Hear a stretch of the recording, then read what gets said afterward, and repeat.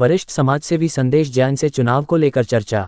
आगरा वरिष्ठ समाजसेवी संदेश जैन से दस्तक प्लस टीम ने लोकसभा चुनाव को लेकर चर्चा की तो उन्होंने बताया, समाज सेवक हूं, समाज की सेवा करना मेरा मुख्य उद्देश्य है। हम शिक्षा चिकित्सा पर कार्य कर रहे हैं। जब से भाजपा सरकार आई है तब से कार्य करने में बहुत सुविधा हुई है। इस बार भी भाजपा सरकार बनेगी। मेरी जनता से अपील है, सभी वोट देने जाए, अपने मत अधिकार का प्रयोग करें। ये अपना परिचय दीजिए। मैं संदेश जैन और एक सामाजिक कार्यकर्ता हूँ। जी, आप सामाजिक कार्यकर्ता हैं। अभी 2024 के चुनाव आ रहे हैं, तो जो कैंडिडेट इस समय खड़े हो रहे हैं सांसद के लिए, क्या लग रहा है कि कितना दम है और कितने लोगों में उत्साह है इसको लेकर? देखिए, ये जो चुनाव आ रहा है ना, ये चुनाव देश हित का चुनाव है। ये चुनाव हमारे विश्व में हमारी क्या परफॉर्मेंस रहने वाली है इसको तय करेगा। इसलिए इसमें बाकी सब चीज़ें गौड़ हो जाती है। इसमें सबसे ज़रूरी है कि हम कौन सी पार्टी को, कौन से मैनिफेस्टो को महत्व दे रहे हैं और जिसको कि हम आज जिसमें हमारा भविष्य दिख रहा है भारत का। तो आज चूँकि हमारे देश की युवा पीढ़ी इसको देख रही है, सब लोग वोट डालने को उत्सुक हैं निश्चित ही, तो इसको लेकर हमें उस पार्टी को वोट देना चाहिए जिसका केंद्रीय नेतृत्व आज विश्व में हमारी पहचान को आगे बढ़ाने में कामयाब हो।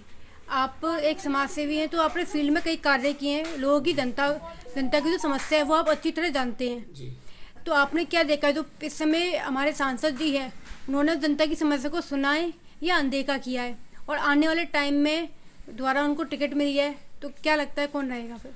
नहीं, निश्चित रूप से उनका व्यवहार, उनका हर सुख दुख में आना जाना वो जनता के लिए बहुत ही अच्छा रहा है कुल मिलाकर।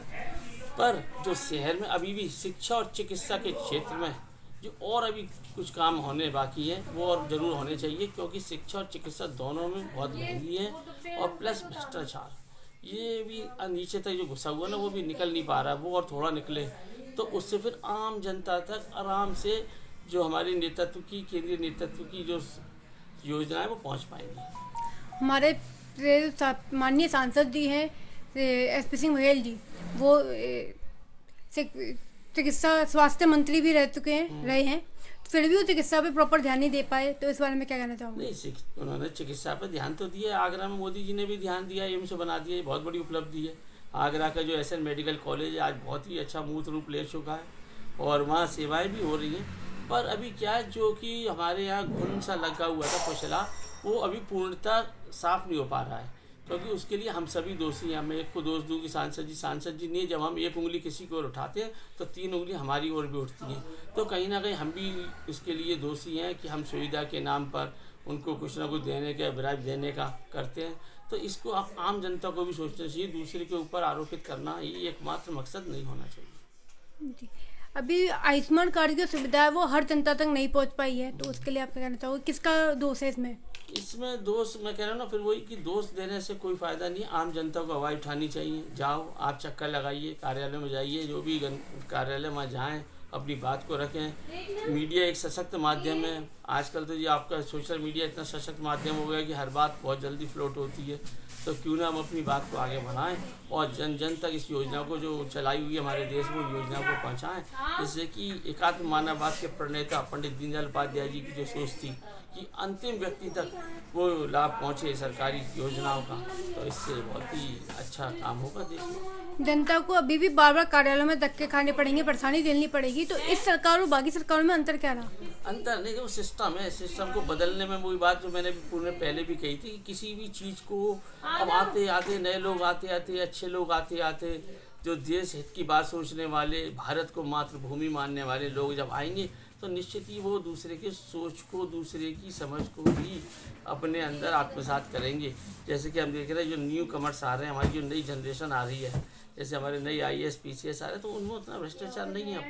अब वो सब चीज़ें धीरे धीरे कम हो रही हैं। लोग समझ रहे हैं कि हाँ, हमें ये सब चीज़ गलत है, इससे हमारे ऊपर ही विपरीत प्रभाव पड़ने वाला है, तो वो धीरे धीरे कम हो रही है। इस सरकार और बाकी सरकार में भी आपने समाज सेवा की है, तो समाज सेवा करने में कोई अलग से आपको सुविधा सरकार द्वारा मिलती रही है? सरकार द्वारा सुविधाएं मिलती भी रही हैं, ऐसा नहीं है, क्योंकि जो हॉस्पिटल बने हुए, जैसे आज हम मैक्स हॉस्पिटल साकेत में या PSRI है, तो इन सब में अगर हम कराते हैं ना गरीबों के ऑपरेशन, तो बहुत बड़ा सपोर्ट उन हॉस्पिटल की ज़मीन का भी रहा है। क्योंकि वो ज़मीन जब भी जिस भी गवर्नमेंट ने दी होगी उन्हें ये कहकर दिया था कि 10% आप गरीबों का इलाज करोगे। लेकिन चूंकि हमारा तंत्र ऐसा है कि वो करते नहीं है।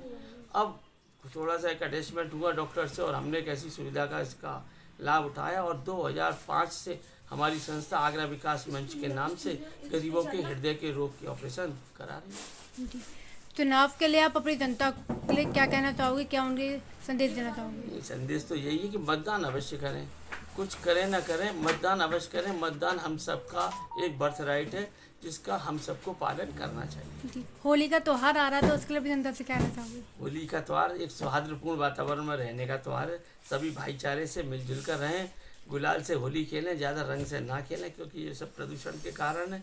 अनावश्यक रूप से लोग बहुत से अल्कोहल वगैरह में जाते हैं, वो नहीं जाना चाहिए।